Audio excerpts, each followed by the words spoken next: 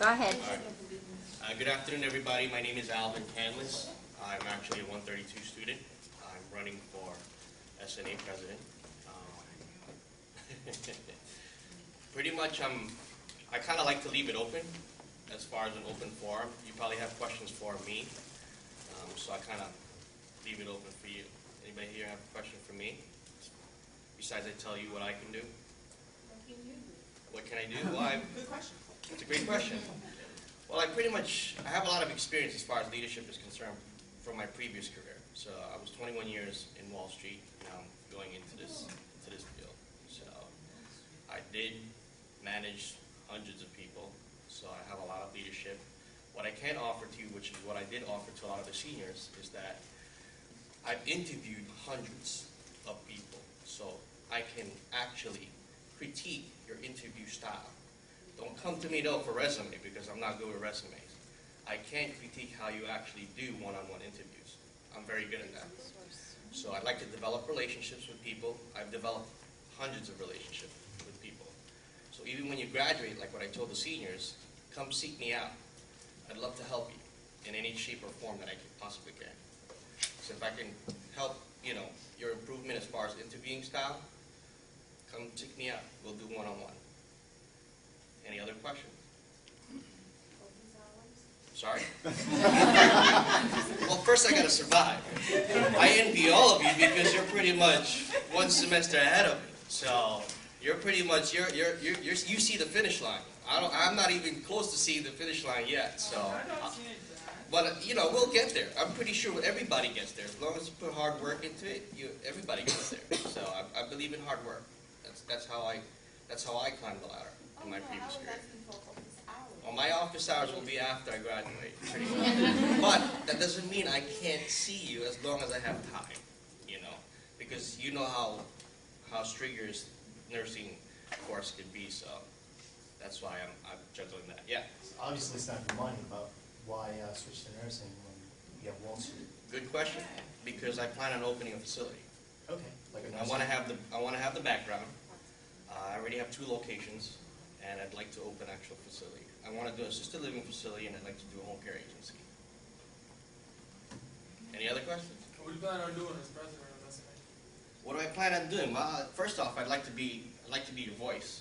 I know you guys will be the next senior, #1, so I think I qualify for being your voice. #2, what I do like to do is a lot of the classes, they don't tend to see a lot of the class reps.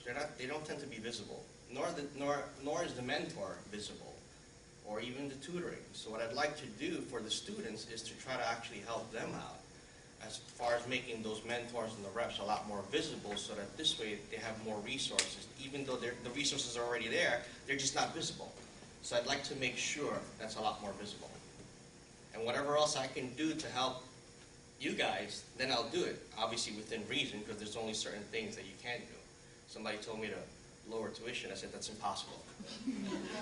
It ain't going to happen, because that's just the way finance is throughout all my years. You're actually in a lull right now for increases. You're in single digits. The average increase for college tuition is about 15%.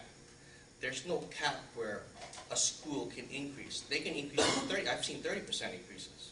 That's why they say there's no true way to plan for college, because we don't know how much is actually going to be increased. Wait, there's no way to plan for college? There technically really is no true way to plan, because of because there's no cap on how much they can increase. They can give you an estimate. That's about it. Unless you're rich, obviously, then you can cover it all. So, any other questions? Why did you decide to become a president? Why? Because people actually told me that I should run for it. I was debating on it because my finals, my 4th exam is coming up, and also my finals coming up. So, but people said that you should try to run for it, because you seem very vocal, and I figured, why not? I'll give it a shot, Yes. Between exams, studying, and nursing coursework, and then trying to help people with interview skills, you think you're gonna have enough time? I'm good at time management. I've learned to develop time management. That's a big skill that you actually need in corporate America. So I've learned to do that because I've managed hundreds of people again. So I've had to learn to manage my time effectively. So I think I bring that to the table. Even though I'm commuting right now from Connecticut, believe it or not. I just came back from Connecticut. Yeah. I actually just relocated from Connecticut. I lived in New York, born and raised in Brooklyn, moved to New Jersey, was here for about 7 years, and I just recently relocated to Connecticut. What part of Brooklyn? I'm sorry? What part of Brooklyn? What part of Brooklyn? Sunset Park. He probably wants to know his social security. Yeah. I did it right to you? I'm 42 years old, so if you're wondering how old I am, I'm 42 years old. Yeah. How many push-ups can you do in a row? I'm sorry? Yeah, answer the real questions. That's So how obviously many how push-ups can you do? How many push-ups I can do? That's how I'm gonna vote. Thank you very much. And when is the voting again? The voting actually for you should be in the next, once you get back from vacation, the ballots will be coming to the professors in the next 2 to 3 weeks. So again, I do ask, there is 2 other candidates that's running side by side with me for president. So, I don't know, I could do 7. So if you're asking, I can do My name is Alvin Candace. You can't forget me, just remember the chipmunks. Pretty much, you know. Okay? Thanks, Alvin. Thank you so much, Professor. Thank you. And I look forward to having you for, I thought he was a great speaker. yeah. I look forward to having you next semester, Professor. I will be here. Thank you. Good job, man. Yeah, I think he really brings a lot to the table. That was very good. Pretty good. Be good to hear, again, anybody else that's running. Maybe I can Anybody ask in him for here running? finances. Nobody. How to balance my checkbook. Nobody from here is running, right? Okay. Money. That's all Found done. it fast. There is more specifically for 132 students. Okay. No So we will juniors. take them too, so everybody gets to hear also and make a decision See what thoughts are? for the voting. Okay, so neurologic disorders. Yeah, he seemed like he had a lot to bring to the table, you know, very interesting. Neurologic deviations in pediatrics. Overall, we know children are very top heavy, okay? Brain is 12% of their weight. When you think about that in comparison to only 2% of an adult's weight, it's a lot. It takes up a lot of their weight. They have 50 mLs approximately of CSF in infancy. Adults have 150. So as you can see, it does triple over time. Usually about 7 years of age is where you reach that 150 number.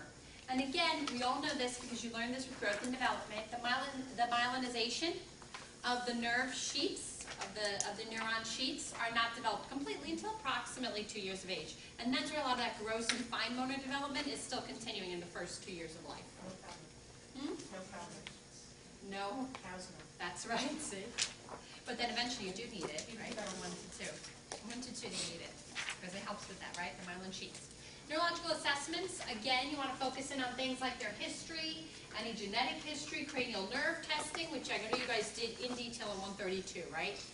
And all what the 12 cranial nerves are, right? And how you test them and everything. Level of consciousness, motor functioning, decorticate, core versus decerebrate, right?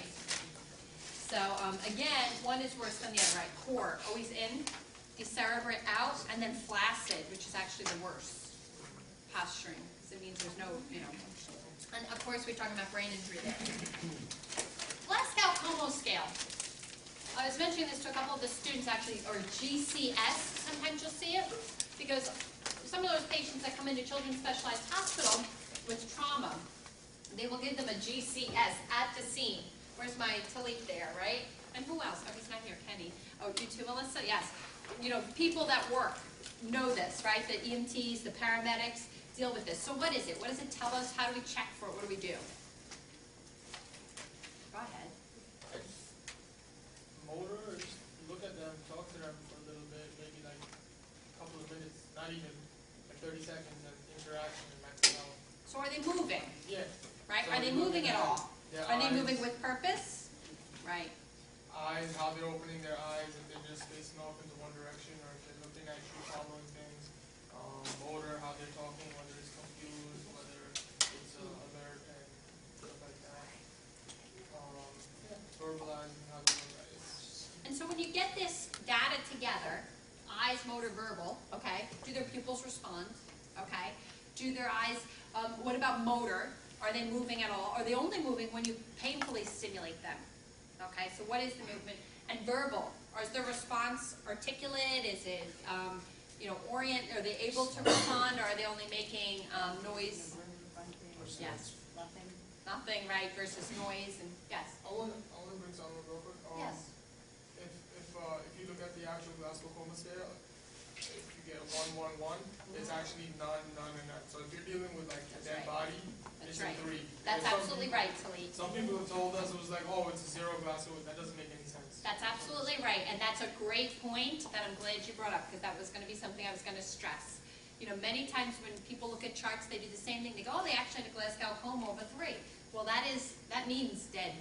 For all intents and purposes, it means non-responsive, not at all, you know, that means they're basically dead on site. Actually, below 8, they're usually. Yeah, is bad, exactly. Yeah, and 15 is perfectly fine. 15 is the highest you can get. Romeo, The GCS for adults and pediatrics, it's same. Same thing. Yep, nothing different or special or anything. Yeah, it's an acute number. Okay, so that just means when I come on, I want to have an acute number and something that people relay, like in the ambulance, to the emergency room when they're coming in, so people kind of have an idea. When they get into the rehab setting, like what we see at Children's Specialized with traumatic brain injuries, is what they call the Rancho Los Amigos. What the Rancho Los Amigos tells us, and this ranges from 1 to 10. So there's no 0 here either. There's 1, which is the worst, and then there's 10. And they even have a modified Rancho Los Amigos, which goes to 12. But we do the general 1 to 10. Basically, it's named after a facility in California, which means what? That's right, yeah. So it is a rehab facility. Children's Specialized uses this for traumatic brain injury too. And in this, it basically people can fluctuate in how they're responding. But sometimes when they get to levels like 5 and 6, is where they become extremely agitated, and that's where they can act out inappropriately too. And then obviously we have other neurological testing, all of which should not be unfamiliar to you. Are there any tests on there that you've never seen before? So let's talk a little bit about the disease states. Febrile seizures. I know you talked about seizures in 132. So the type of seizures that we are going to focus in on for purposes of this course are febrile seizures. Seizures caused by very high temperatures that rise rapidly and quickly. Well, rapidly and quickly mean the same thing, right? High, very rapidly. They go very high, very rapidly. So a seizure is a brief proximal behavior. Okay, we know that brain activity functions in waves. And when those electrical waves or electrical currents get somehow stopped or they can't function the right way, you will have a seizure. It can either be focal in nature or generalized. So what do I mean by that?